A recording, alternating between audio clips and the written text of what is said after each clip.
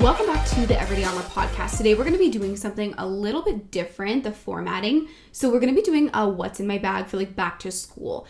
If you are listening to this, I highly recommend that you go watch this on YouTube. It's linked in the show notes too, because I'm going to be demonstrating all the products and stuff. And I just think it's way more helpful to kind of know what I'm referring to, know how I'm explaining something, and to be able to actually see the products.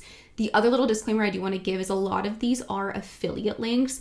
But some of these companies we actually proactively reached out to partner with, and you guys will have discount codes for most of them.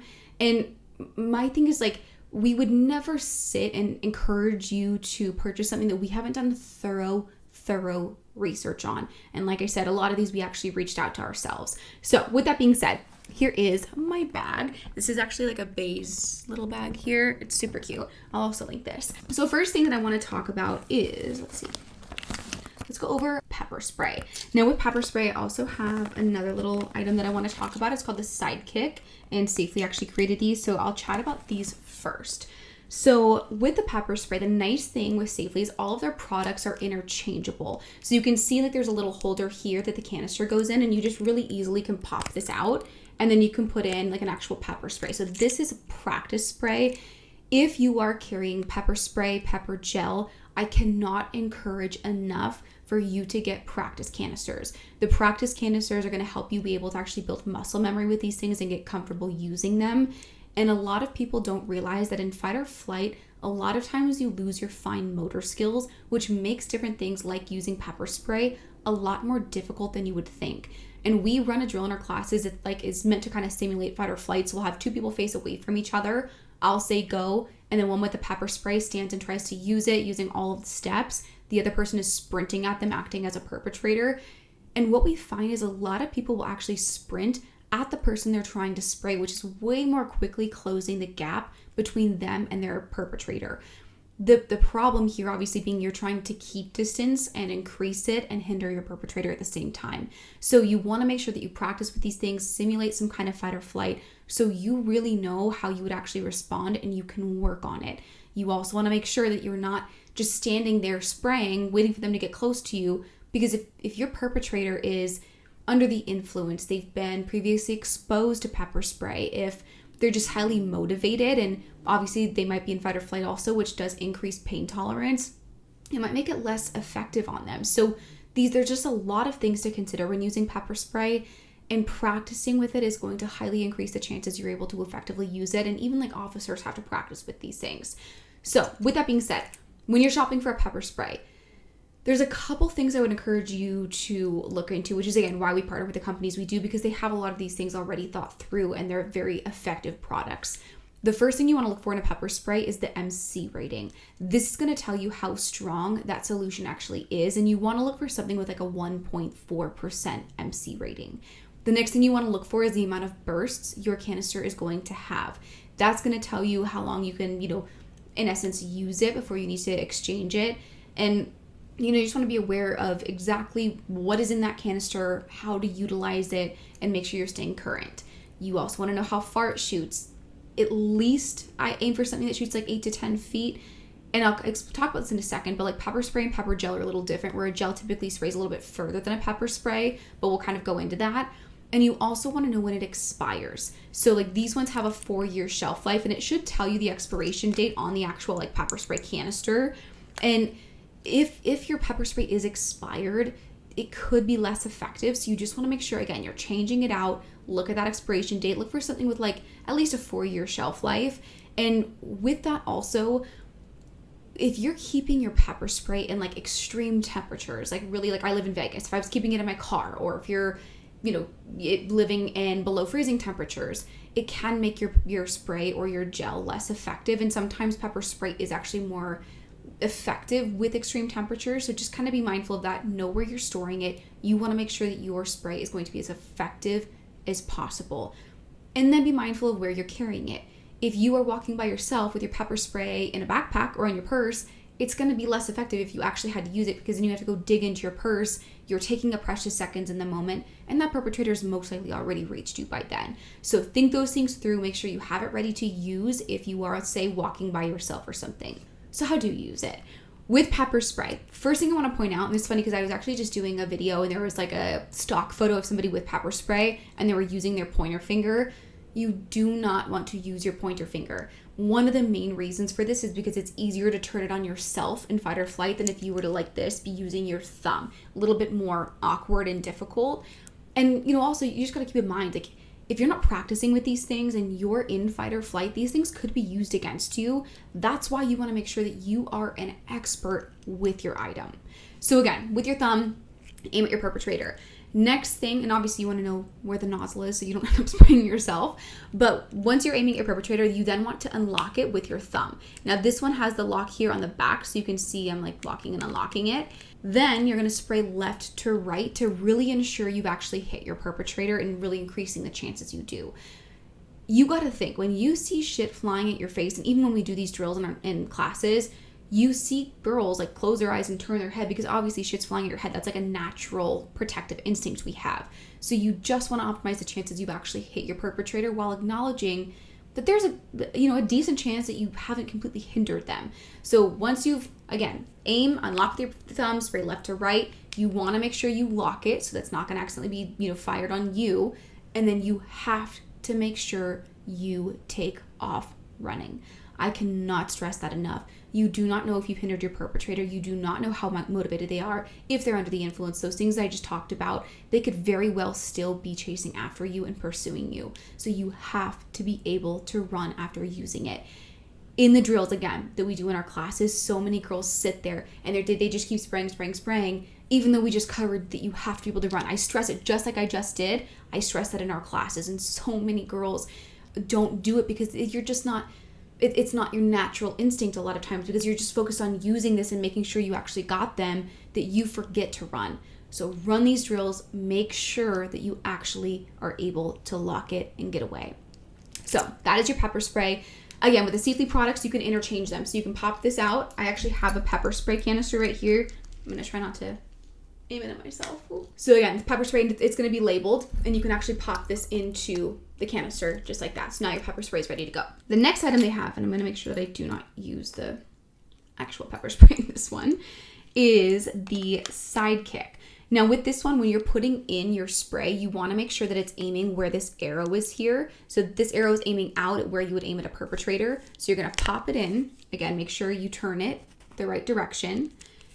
And you hold the Sidekick like this. So with the Sidekick, first of all, it has two different attachments that it's going to come with. It comes with a window breaker you can attach to the bottom. You can see here I have the little keychain thing, but you can attach a window breaker there. And then it also has a different handle. So this handle is adjustable. The other one's going to be the same material and it's like hard. So it's not, you can't adjust it, but it's a little bit like more sturdy.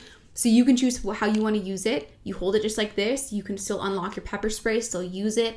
But it also has a light on it and it has an alarm. So here's where the light is, and then it's going to set off an alarm as well. And you can also use those things separate, so you're not having to detonate like the pepper spray in order to use those things. Know, just again, what kind of products are out there. Pick the things you like. I love something like this because it incorporates more than one, and that just adds more layers of safety for you to increase the chances that it somehow hinders your perpetrator enough for you to actually get to safety. And I love that you can just pop these in and out. So please go get practice canisters, go get pepper spray, and you want to ideally be able to actually practice using those practice canisters in your actual pepper spray so you really know what it would feel and look like.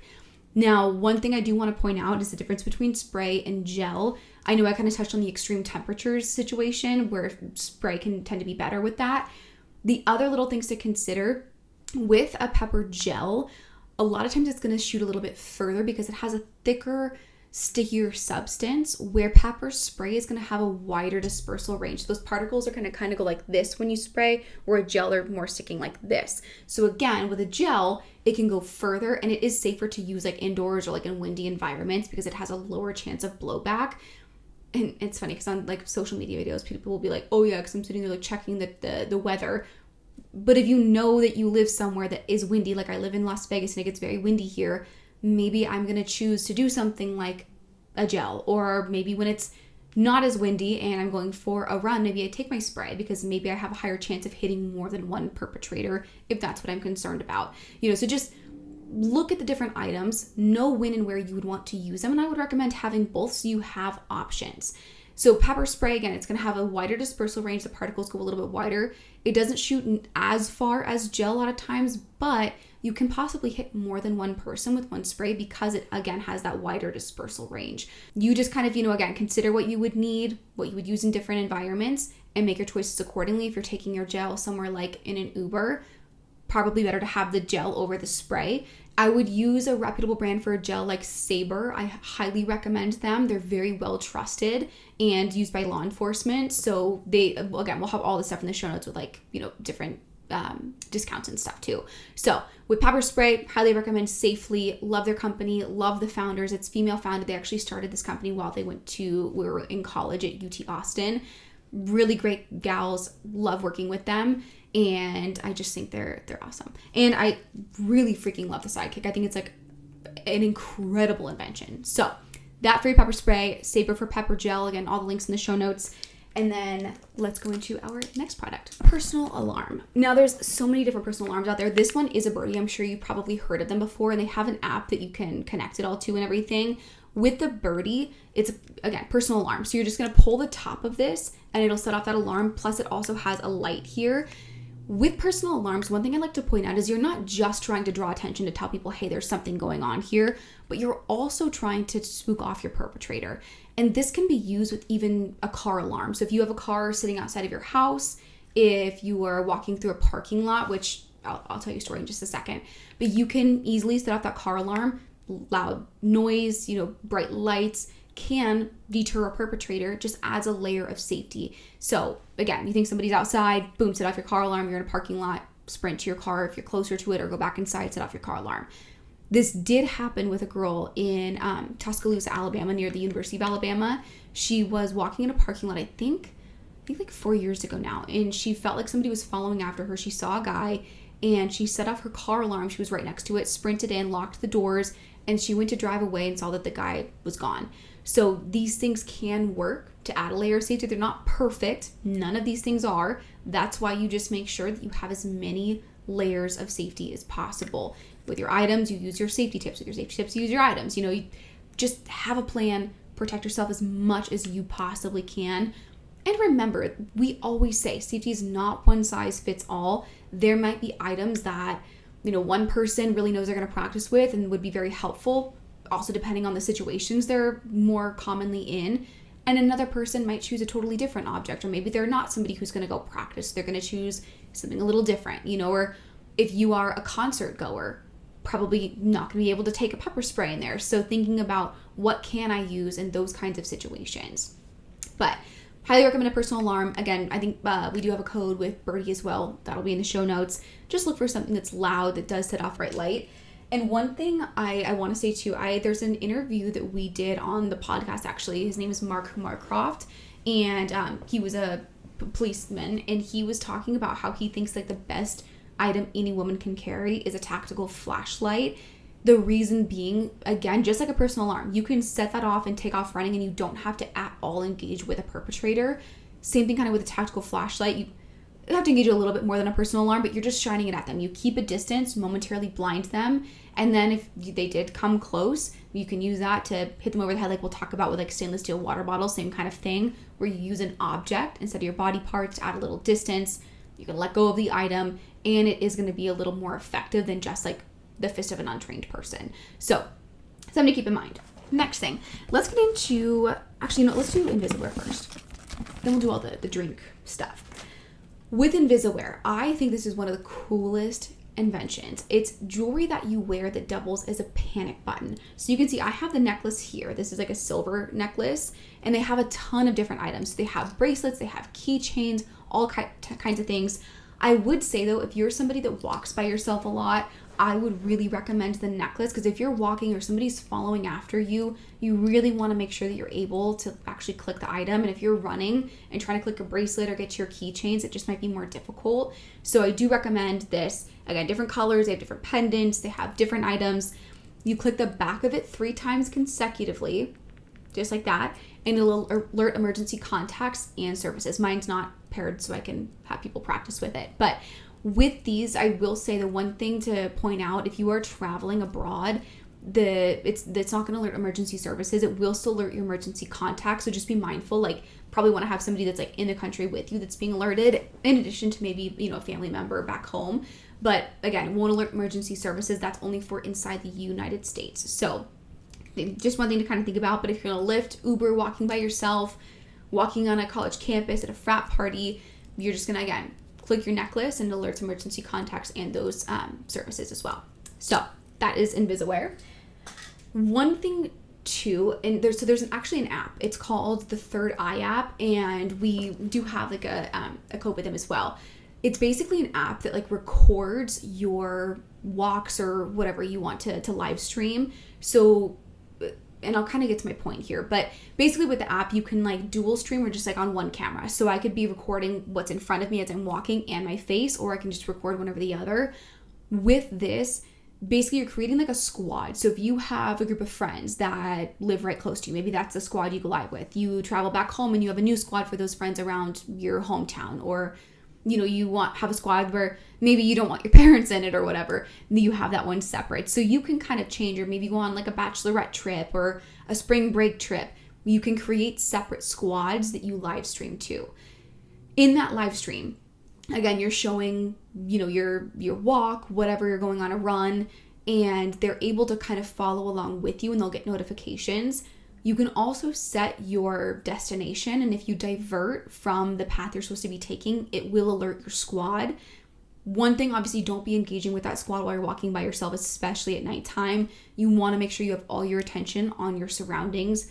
Most of the time, a perpetrator is looking more so for somebody who's distracted, where they have the element of surprise to catch you off guard. So you just want to make sure you're not distracted in the moment. But again, you can be showing people what you're doing, and if something goes wrong, they have a button right there that you can click to alert emergency services, and they'll text you. And that whole live stream is being recorded. So if, God forbid, worst case scenario, something does happen, your squad will have that live stream of your walk. And it has features like Find My Friends and like Live 360 where you can share locations and stuff. So really cool app. It's completely free. You can pay for like more minutes and stuff if you want to. It's like a monthly payment that you can upgrade to, but to start, it's completely free. So I highly recommend something like that. Something like Invisiware. Again, these are more kind of like preventative items that help you respond in an emergency that you would just, have on your phone or that you're wearing. With the Third Eye app, again, I just want to reiterate, please don't be actively involved in, your live stream or whatever while you are walking alone, especially at nighttime. I just really can't stress that enough. You want to make sure you preserve those precious seconds. If there is an active threat, this is why I don't love those apps where they're like fake recorded phone conversations you have with somebody that are like 45 seconds to a minute long. You're taking away precious seconds where, again, that perpetrator is looking for the element of surprise. When they see someone on their phone, they're thinking that person is distracted. Maybe you quickly act like you're sending, or you actually send like a little voice memo or something like, hey, yeah, I'll be there in 15 seconds. Or, yep, you're just, telling the exact location you're in to make yourself a little more visible to a perpetrator who could overhear. But don't over invest energy into those things to where it's going to make you kind of zone out, or again, take away precious seconds, because if that perpetrator can get to you, compromise you, and get you away, there's nobody who's going to physically help you in that present moment. So just be mindful of how distracted you aren't, especially by yourself at nighttime. And I promise I will stop repeating that. So Third Eye app is another one that I encourage. We'll have, again, links in the show notes there. Let's get into our next product. Let's see. Let's do Nightcap. Nightcap is a scrunchie. They're super cute. They come in all kinds of different colors. So it's a scrunchie that you wear, put on your wrist just like this. And, people do that as like a fashion statement. I have the purple one. They have like black and more neutral colors as well. I just love purple. So with this, if you were to go grab a drink, basically you're just going to grab that drink. You're going to pull, there's like a little fabric in here. Pull that out of the scrunchie. This is going to go around your drink like this. Boom. And then you're going to take this little piece and put it on the top of your drink. So it would kind of go over it like that. Then there's a little spot for a straw. So it sits on your drink like this. And it's intended to help prevent against drink spiking. Now, there's another interview we did with a woman on the podcast, and she was in the FBI and the CIA. And one of the questions I asked her, and you can go find this interview, But I had asked her what she thought the biggest threat to women was, and she said drink spiking. The hard thing with drink spiking is only about 2% of incidents actually go reported, and Think Twice talks about this, which is another nonprofit that I'll talk about here in just a second. But with that being said, it's a bigger issue than we even can totally realize or put numbers to.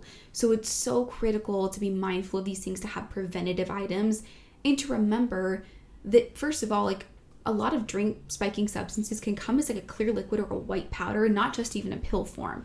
So they can easily be put in your drink without you detecting, and most of them are colorless, odorless, and tasteless. So they happen quick, and it's hard to detect. And so many people, I can't tell you how many times I hear this, or that I've seen this, where people will leave their drink with a friend when they go to like the bathroom because they think they're, oh, well, my friend's watching my drink, so it's not unattended. But you have to remember that when people, especially if your friend is drinking, their first priority is going to be honing in right on what's in front of them. Their next priority will probably be their own drink they're sipping on, and they're probably not paying any mind to it until they're actually sipping the drink, and then they're worried about your drink. It is third on their priority list. If that's like perfect scenario. And again, this happens very quick. Put a cover on your drink, especially if you didn't see that drink being made. And just make sure to never leave it with friends without it being covered, especially if you're going to the restroom or something like that. Take it with you, finish it, get a new one when you come back, whatever you need to do. So again, highly recommend nightcaps to prevent against drink spiking. And another item that kind of goes hand in hand with that, my next handy dandy thing here, are Think Twice drink testing strips. This is definitely one of the companies that I reached out to because I cannot tell you how many people I went through trying to look for reputable drink testing companies. There are so many like nail polishes out there. I think they have like straws, and I just wanted to find the most well-tested ones, the most reputable ones that really were going to help, especially young women. So with these, first of all, again, well-tested. They have a key on the back. They're very easy, simple to use, and I really love what they stand for. They're a nonprofit. They give you guys like a 20% discount to make it as cheap as possible for you. And this is like a single strip package, but you're basically just going to pull this out. And you also want to make sure that they're testing for the right substances. So this one tests for GHB and ketamine, and you just want to, and it also tests for cocaine and like some other things too. GHB and ketamine, you really want to make sure that that's what your drink testing strips are testing for if you're not using Think Twice. So roofies, GHB, and ketamine are like the most common, or just like somebody, pressuring you to overconsume alcohol. But when it comes to like testing your drinks, those are the ones you really want to make sure the tests for. Here's a strip here. So you're just going to drop your drink on the strip. Then on the back, it's going to tell you how to indicate whether or not your drink has actually been spiked. So you can see here, if it's clear, like you're good to go, or if it looks, it's like a little, like shows up like gray with like blue, and then there's one that's orange, and that'll tell you that your drink has been spiked. So really, really critical. And these are really simple to use, and you can make these fun and like gamify them when you're out with your friends. But let's all go test our drinks tonight, whatever you got to do to just add, again, layers of safety, but make it fun. And if you didn't watch that drink being made, you were unable to be operating in realistic safety, especially if you're college students, that you're probably not watching every single drink being made. And even if you're already drunk and you're just out with friends. So use your drink testing strip. You can pretend you have to go to the bathroom, even if you don't have to. Or if you do have to go to the bathroom, great. Take yourself to the bathroom, go test your drink, make sure it's safe before you drink it. And the more you gamify these things and make them habitual, the less you have to think about them and the more natural it feels. And it's just helping you make sure that you can go out and have fun because you already have these layers in place. You go out with the people you trust. You have the items you need to. You have your safety tips in place. You know how you're getting home. All those things thought through so you can just enjoy yourself and live life. Highly recommend Think Twice. Amazing, amazing company, nonprofit. And again, will be linked in the show notes. And I believe you get 20% off of these. Those are the items I highly recommend carrying with you, especially if you are going back to school and you are in college. They are highly effective products. They are founded by incredible people. All the point of contacts I have with all of these companies are just amazing. They're all very concerned about safety. A lot of them are women founded as well, and they're very reputable. So please make sure, equip yourself. I can't stress enough, the more intense your item is, the more practice it requires. They can get turned on you. I get asked about like tasers or like firearms. Same rule applies. The more intense that product is, the more training you should have with it. The more fine motor skills it requires, the more it should be muscle memory. Practice with these things consistently. Make sure that you feel comfortable with your items that you carry so they are never ineffective, so that they actually help keep you safe. Have them prepped and ready to go. Change them out as you need to, and test them. Like you could have, let's say like a personal alarm, and maybe you go to actually have to use it in a real situation. It doesn't even work because for some reason it's defective, but you never tested your product, so you had no idea. So just make sure that you do test them, you change them out, you know what you're actually purchasing. Do your own research. I highly encourage that, not even just with tactical items, like tips, with crime in general. Do your own research. If there are any questions you guys have on any of these products, or you want me to demo them further or anything, please, please, please let me know. If you have questions, if there's more things you want me to review, I'm more than happy to do that. Or if there's, as always, any other things that you want to hear on the podcast, please let me know.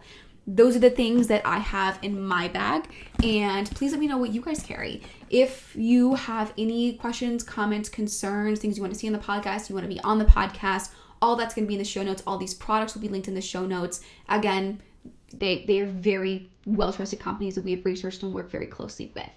Thank you guys for tuning in. If you did not watch this episode, please at some point go watch it so you can see all the items and see me demo them. And I will talk with you next week.